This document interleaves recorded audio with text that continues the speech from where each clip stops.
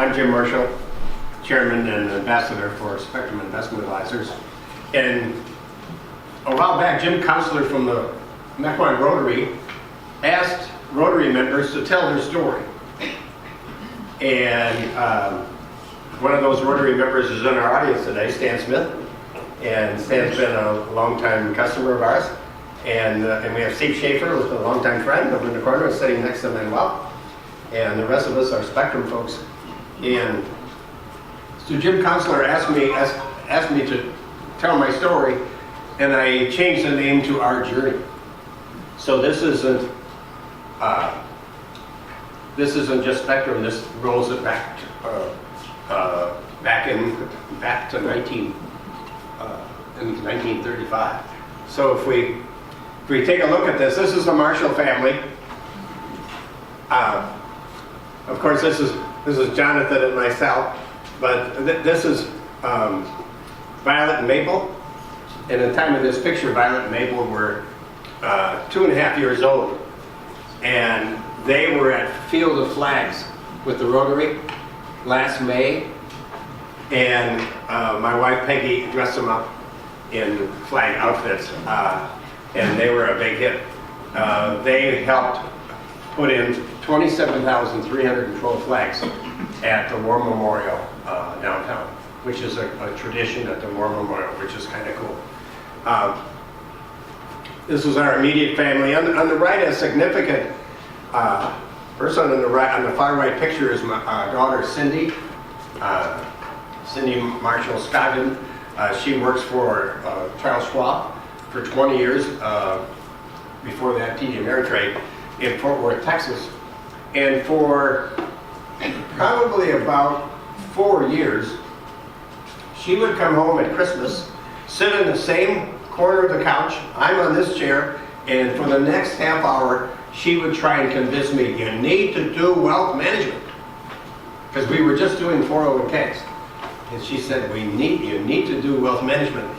So after 4 years of her telling me to do that, we did it, and we hired Brian White from TD Ameritrade, and away we went.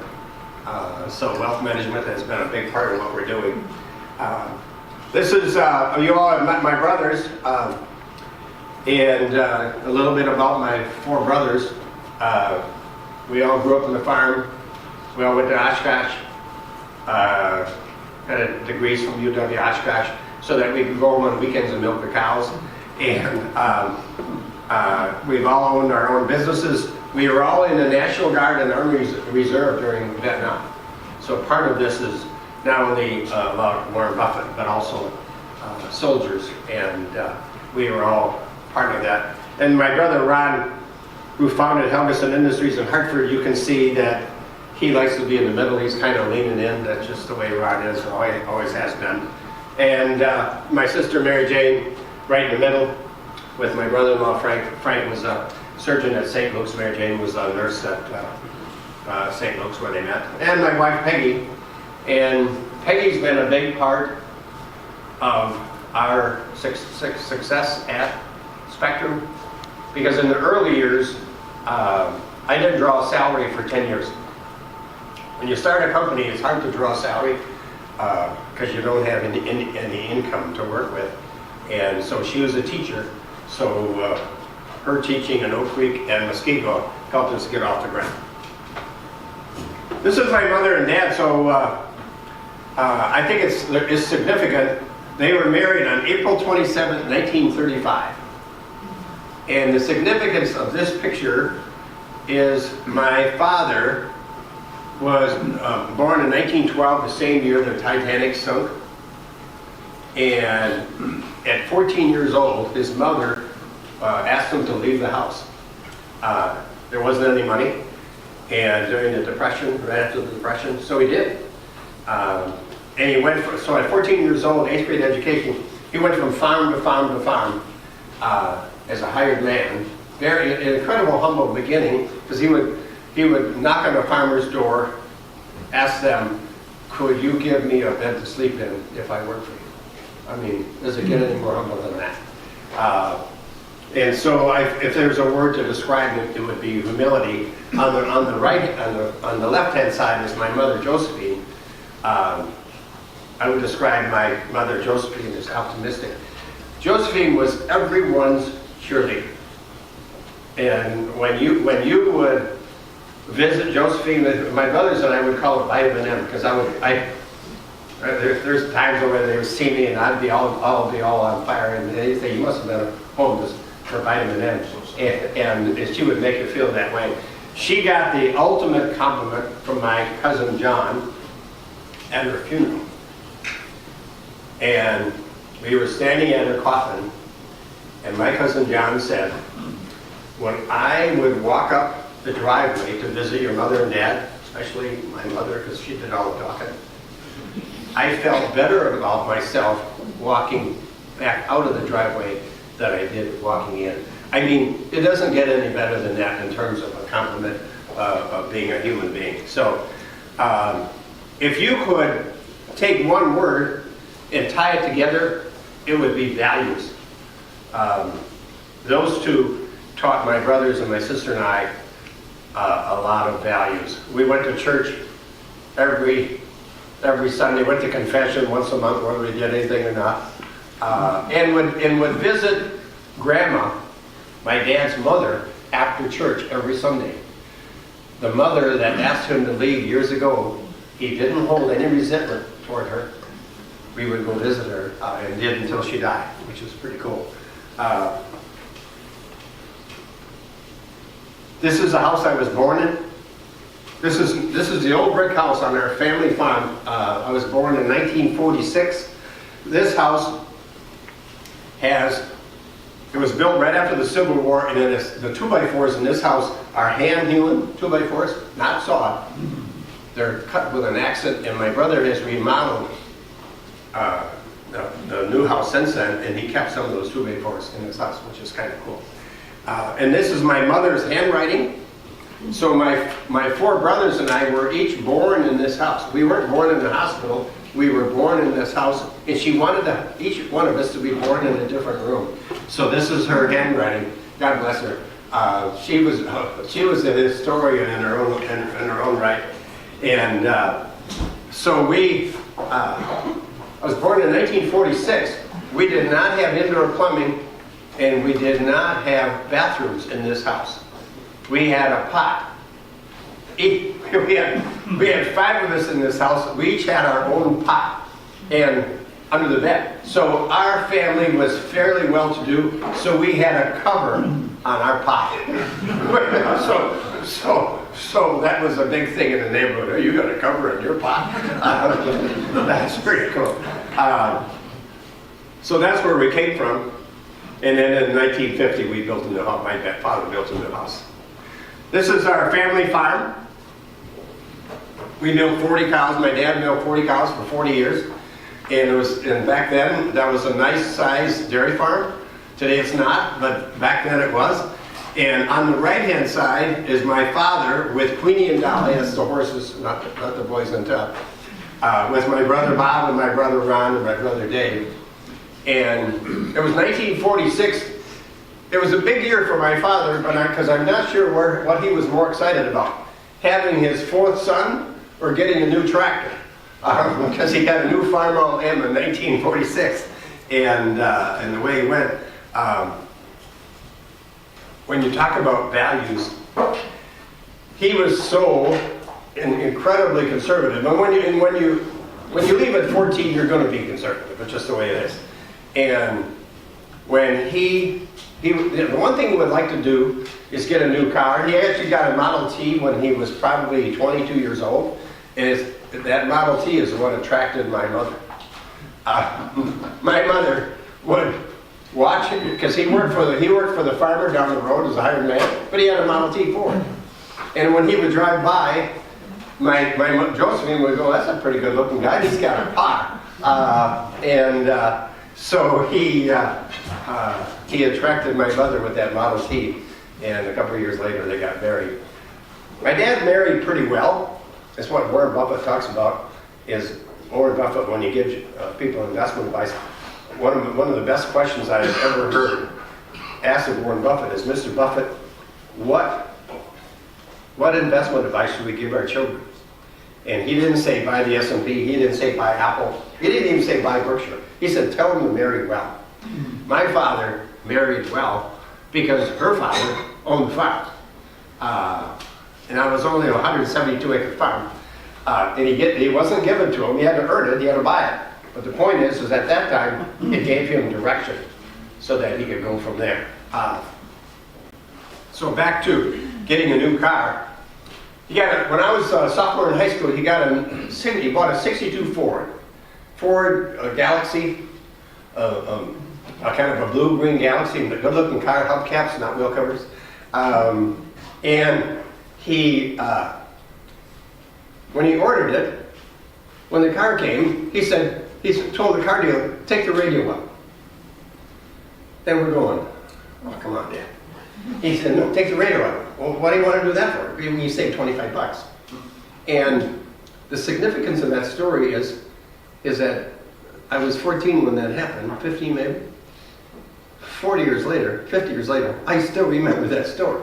So okay, now we don't have a radio in the car. 2 years later, my brother and I, Rich and I, were begging him to put a radio in the car. Okay. And my dad said, okay, let's get a radio. So instead of going to the Ford dealer to get that radio that's probably still sitting on the shelf, he goes to Sam's Junkyard. And went to Sam's Junkyard, and we said, Sam, do you have a radio? And he said, this is the thinking back then, what do you want a radio for? So that was useless. Sam didn't even have a radio to sell us. So then we didn't think we'd go to the Ford dealer by then. No, we're going to go to Wally's Junkyard in Oshkosh. So we went to Wally's Junkyard in Oshkosh. And he said, Wally, you got a radio for us? He said, yeah. I got one with white knobs and one with black knobs. No, okay, no, the Ford, this car's got all black knobs on the dashboard. My dad said, well, what's the difference? The white knobs are 75 cents less than the black knobs. He said, let's get the white knob. So we had white knobs on this car, but we had a radio. I mean, that was the victory. I mean, that's the way it was. And then another story about saving is, he was a progressive farmer. So we had one of the first bulk tanks in the area. Prior to a bulk tank, you put milk in cans, and you put them in a cooler. But when you got a bulk tank, that's all automatic. I mean, that's pretty cool. So we bought a bulk tank. So my brother Rich and I and Dad went down to Elkhorn, Wisconsin to buy a bulk tank. We pick it up, and you would think on the way back that, we helped him load it, whatever, we're going to help him unload it. You would think maybe he'd want to celebrate and buy his boys lunch. No, what do? We went to the local grocery store, and we bought a big bunch of bananas. So we picked a maple tree, we sat on the maple tree, and for a main course we had a banana, and for a side we had a banana, and for dessert we had still another banana. I mean, that's just the way he worked. But when it comes to integrity and values, when he sold his cows, and Michael actually tells this story to a lot of our customers. When he sold his cows, he had one of the best herds in the county, and everybody knew it. And when the buyer came to buy through his barn to buy his herd, my brother and my cousin were with him. So what does he do? He walks up to every cow and tells the buyer what was wrong with the cow. And this one kicks, and this one is got a bad foot. I mean, just right through the line. He had the best herd in the county, and today they call that disclosure. So I really think, and I think part of the values of this company starts with my father selling that dairy herd and disclosing what was wrong. And I think that goes a long way, and people get that. This is my first job. When I was 22 years old, I moved off the farm, I was in the National Guard like my brothers, but we moved off the farm and drove down to Milwaukee. I moved in with my brother, told him I'd be there for just a couple of weeks. I was there for 6 months. My brother Rod. But I worked for Railin Corporation, and Railing Corporation sold retirement plans to banks in Wisconsin. I was 50% of the sales. We had 2 salesmen and a sales manager. Go figure. Why would you have a sales manager and only 2 salesmen? So I was eastern part of the state. Frank Van Dusen was the western part of the state. And after 1 year of calling on banks, guess how much I sold? Nothing. I didn't sell a thing for a whole year. And the sales manager said to the guy that hired me, who happened to be the owner's son, he said, Jim is never going to make it in this business. We got to fire him. And the guy that hired me, the son of the owner, said, you know what? Let me think about it. 2 weeks later, he fired the sales manager. It kept me for 14 years. and I think that worked out pretty well for him. But anyway, this building still stands on North Avenue. It's a law office now. But it's got to start somewhere, and that's where we started. And then we were bought by MJ and whatever, and then we kind of migrated over to where we are today. So we started Christensen Investments, and the reason why it was Christensen is my partner back then was Dennis Christensen, and since then we bought him out. When we started the company in 1995 when I was 48 years old. In 2004, my first year I did 50 million in assets, which actually for a one-man band, I don't think that was too bad. And in 2004, we were 270 million. But that's how long it takes to build an advisory firm. I mean, today we got 4.5 million, but back then it was 270 million in assets with 4 people. One of them is part-time. That's on the second one from the left there is Peter Martinez, who happened to go to Harvard, and Peter worked for us for the summer. So it was really just the 4 of us, including on the left, John, who's sitting right in the front.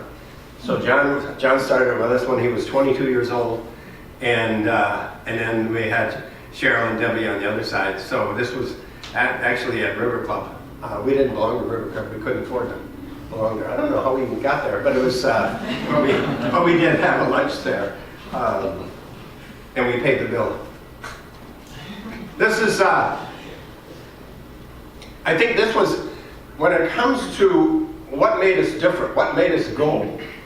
What made us go is in 2003, we filed for a patent. John actually designed this system where we have, in fact, we're redoing our colors on the board right now, and Raquel is helping us do that, going back with our colors for the last 50 years. But this represents investment styles, and then we designate in the investment menu the color of each style. So we filed for a patent on that. It took us 7 years to get the patent. One of the reasons why it took so long is after 6 years, the patent attorney said, I gotta make a confession. What's that? I'm colorblind. and we finally got an attorney that wasn't colorblind, and away we went. But this is a significant year for us, because not only have we gone over 20 years with our colors, but it's also our 20th year with the Wisconsin Institute of CPAs. So we've already arranged a seminar for us this year. It's our 20th anniversary with the WIC CPA. We get about 250 or 300 people at those seminars, and we've had a lot of business flow through that seminar because the people get to understand who we are. And it's also our 20th year attending the Berkshire Hathaway shareholder meeting. We were just there 2 weeks ago, and Warren Buffett announced basically his retirement from being a CEO. Warren Buffett has been a CEO of Berkshire Hathaway for 60 years and is turning it over to Greg Abel. We have learned a lot from the folks in Berkshire, really a lot. We'll talk about that a little bit when we get to the book. Part of our marketing is, in addition to our WICPA seminar, we started when I was 46 years old. We started a golf outing, we actually started a golf outing at Quickwioc in Green Lake. And it was John McGuire and I, who was a wholesaler. And our first golf outing, we had 8 golfers. But it really wasn't 8 golfers, it was only 6 because 2 of us were hosts. And the next year, we went to Town and Country in Sheboygan, where then we had 12 golfers. And the next year we went to Fox Hills in Manitowoc, and then we had 16 golfers. And Dave Cruz, who just died a month ago from the Green Lake Wayside Bank, he said, Jim, I got a tip for you on where you hold your golf outing. He says, make sure I have to stay overnight. So we moved the golf outing. We moved the golf outing from Manitowoc to Trappers Ferry in Wisconsin Dells. And what a move that was. Because not only was it a great golf outing, but they added another 9 holes, 27 holes, then you got a casino to go with it. And so we've grown that golf outing from 8 golfers to right around 150 golfers. And a lot of you have been in that golf outing. What was the most memorable golf outing? Probably 2000.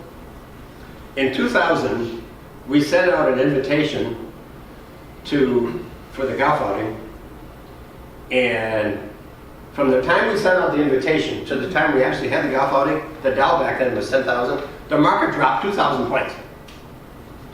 And I can remember calling people saying, are you still going to come to the golf outing? And so we went from 10,000 to 8,000 on the Dow. We were down 20%.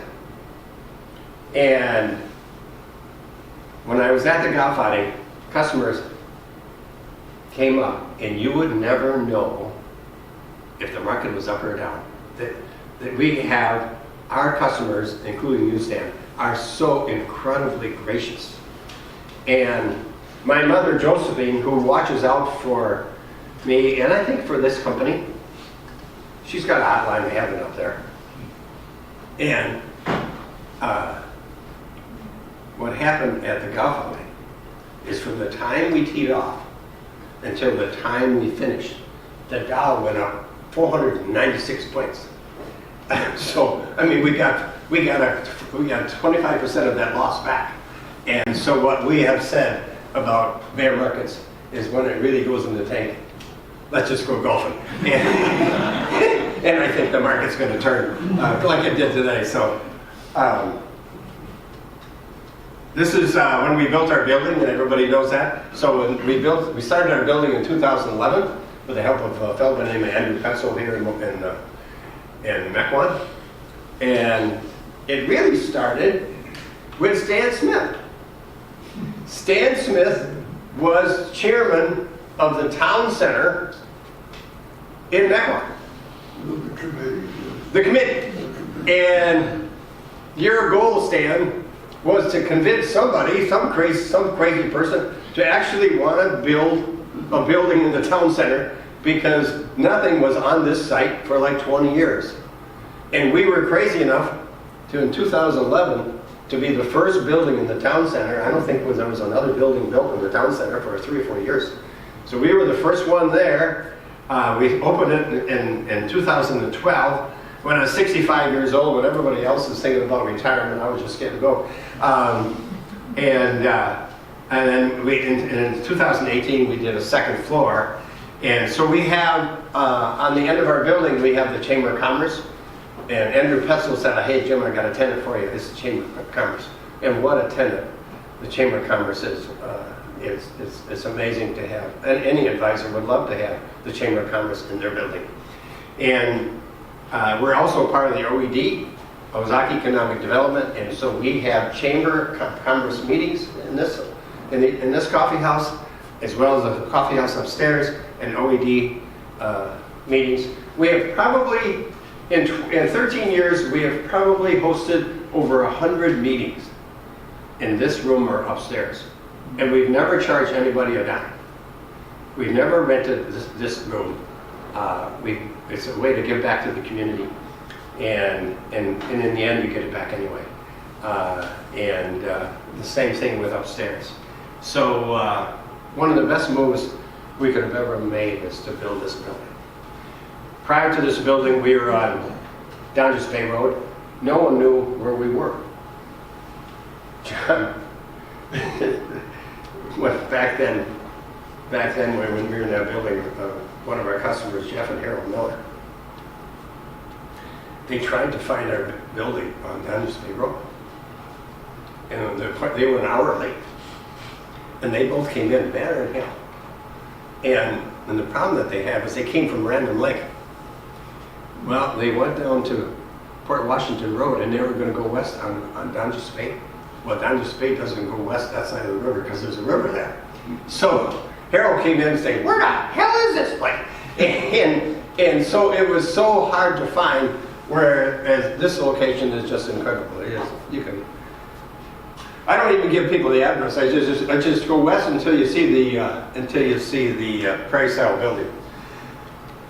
This is our succession plan, which was in 2019. I announced it at the WACPA seminar. I announced Manuel Lozado, sitting over there in the corner, to be president, John to be our chief investment officer, and Matt to be our senior VP of business development.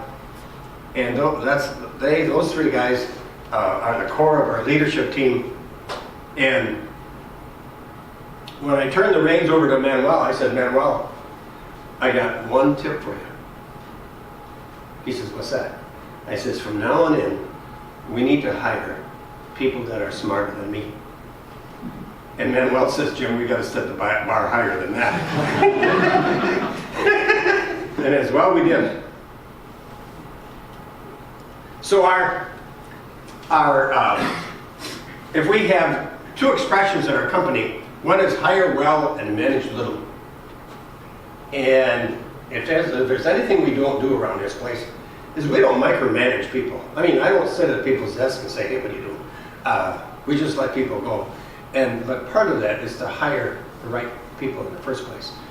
There's a tremendous amount of energy in this room. All of you test really strong in energy. The other one is, when it comes to our culture, celebrate the wins. Has anyone ever read the book Winning by Jack and Susie Welch? Jack and Susie Welch wrote the book Winning 20 years ago, and Jack Welch was president of General Electric. Jack Welch says, celebrate the wins. Celebrate everything. And that's kind of what we do here. We celebrate. Somebody's got 10 years in, boom. Somebody's got 5 years in, somebody's got a birthday, we celebrate. If we hit certain goals, we celebrate again. And we just keep celebrating. And when we do that, I think part of a motto of some companies is when maybe an employee or two does well, instead of celebrating the wins, their answer is, "Well, what are you going to do tomorrow?" If that doesn't take the wind out of your sail. So we want to celebrate the wins, and that we've done. 30 years in the business. It's awesome. It's been out for about a year and a half now. We've sold over 900 copies of this book. The last seminar we were at, we sold 8 copies of this book. We did a seminar last week. We sold 8 copies. So kind of keep that in mind. You never know when the next buyer is coming around. We had a book launch on November 29th and 30th of 2023. We had myself speak, we had Jonathan speak, but we also had George Patton's son speak. And he was with the last name Waters. And I just talked to him the other day, and he's going to probably try and come up here in the next couple of weeks. But when you look at, in the book, when you look at 3 expressions that are important in the book, one is the word, there's a chapter on the word permanent. When you look at investing, Warren Buffett's father carried a note in his wallet his entire life, and the note, one of the words in the note was the word permanent. And Warren Buffett says, when you invest in anything, make sure it's permanent. Burlington Northern Railroad, Apple, Mid-America Energy, Berkshire Hathaway itself. I mean, they're just incredibly permanent.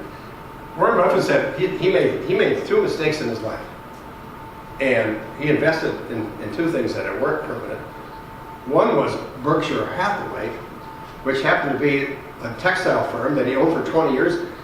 And after owning it for 20 years, he sold it. And he didn't even sell it, he closed it. Because it was a retail company. And you look right now, if you look at today's paper, there's a couple of retailers right now that are struggling. When you look at the word temperament, we have a chapter in the book called Temperament.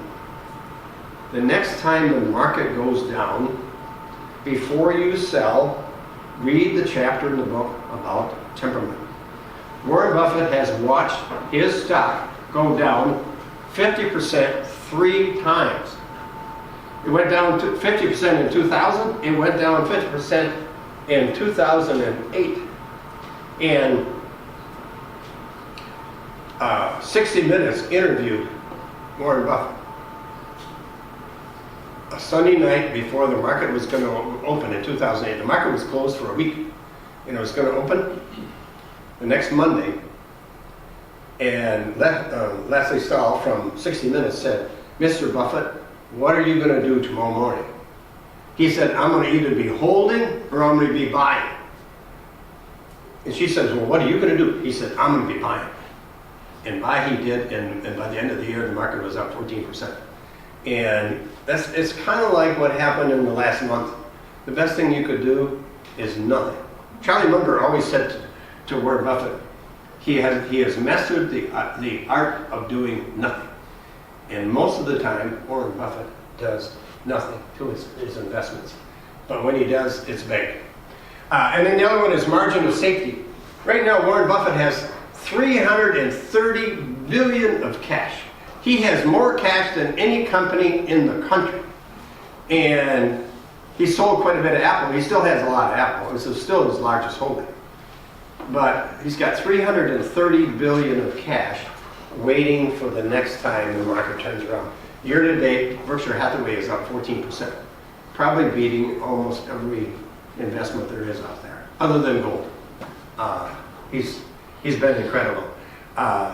We have learned so much from this man. And we have attended the Berkshire Hathaway shareholder meeting for 20 years. John's done 18, Manuel's done 15, I've done 20, Matt and everybody else, and almost half of this room has been to the Berkshire Hathaway shareholder meeting.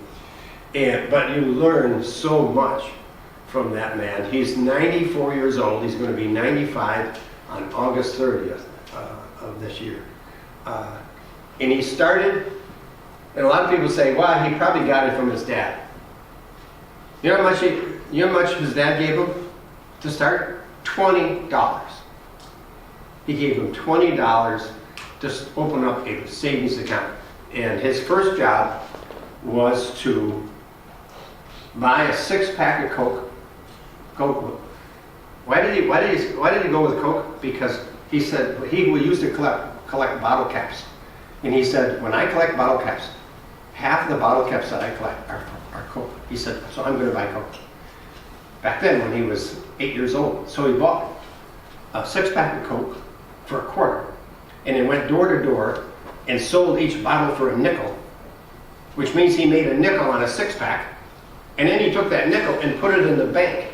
So when he accumulated $114, he bought his first stock when he was 11 years old. So he was just an amazing man, and that's how he started. And a couple of things about Warren. Maybe I'm going overboard on this, but Warren Buffett accumulated all these jobs. He accumulated. By the time he graduated from high school, he had $6,000. And he said, "Dad, I'm not going to college." And his father Howard said, "No, Warren, you're going to college." He said, "What about the $6,000?" He said, "You keep the $6,000. You keep investing it, and I'll pay for your college education." So he went to Wharton. He went to the University of Nebraska, and then he got his degree from Columbia, MBA from Columbia. And so he had $6,000 when he got going. When he graduated from college, he had $10,000. He made that 6,000 go to 10,000. And when he married his wife Susie at 22 years old, his wife Susie said, let's buy a house, we got 10,000, let's buy a house. He said, no, let's invest, keep investing that money, and we'll buy a house a little later. So 6 years later, that 10,000, because he invested in Geico, grew from 10,000 to 400,000. And then they bought a house for 31,500 that he still lives in today, that most of you have been by. He's an amazing man. So you learn a lot from Warren Buffett, you really do. This last meeting was the first meeting that I was ever at when I got in. After I'm waiting in line for an hour and a half, I didn't have a seat. I had to sit on the steps. Not bad for a guy that's 94. This is the back of the book.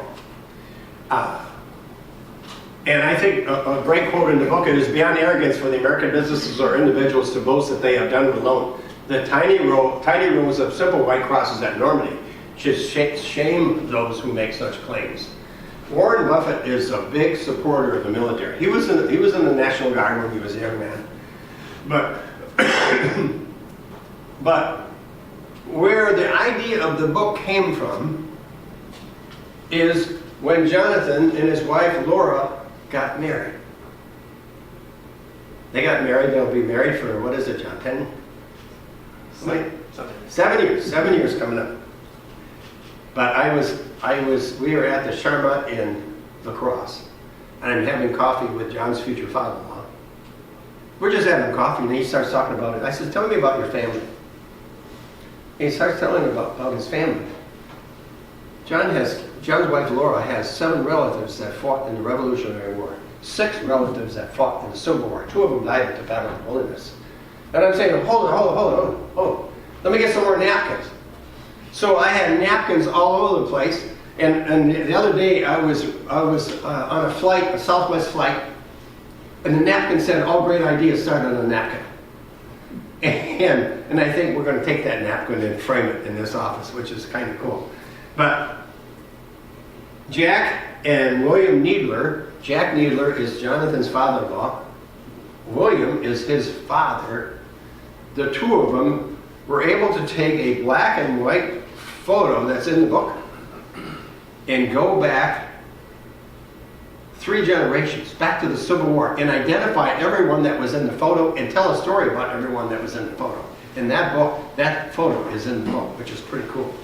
And then Crisco Needler, that's Laura's mother. Chris was so excited about the book, she said, we need to register Laura and her sister for Daughters of the American Revolution. So she spent 2 years registering Laura and her sister Jenny for Daughters of the American Revolution. It's interesting about Jack and William. Since I talked to them, they both died. We have a framed piece of art upstairs that said, at Spectrum, when someone dies, a library closes. But at Spectrum, we want to keep that library open. And that's exactly what happened with this book. Is here you had Jack and William, who were within a year of both dying. And they gave us all that information before they left, which is pretty cool. God bless them. To end this thing, this is to give you hope. The last word in our book is the word hope. And I think so many despair about our country and tariffs and everything else, but the word hope is kind of summarized in this chart. This is the last 9 presidents in the last 90 years. So blue is Democrat, red is Republican. When you look at the chart, it doesn't matter who was president. The market just keeps going up. It's called the American Tailwind, and which is the name of our book. And we have registered a trademark for the expression, the resilience of America. And America is resilient even with the tariffs that's going on right now. I mean, we're working it out. We are so incredibly resilient. And it works. We don't have this chart in the book, but I think for this presentation, it makes a lot of sense. That's our story today. So thanks for listening. And nobody's sleeping, so I think we worked. It worked. Thank you.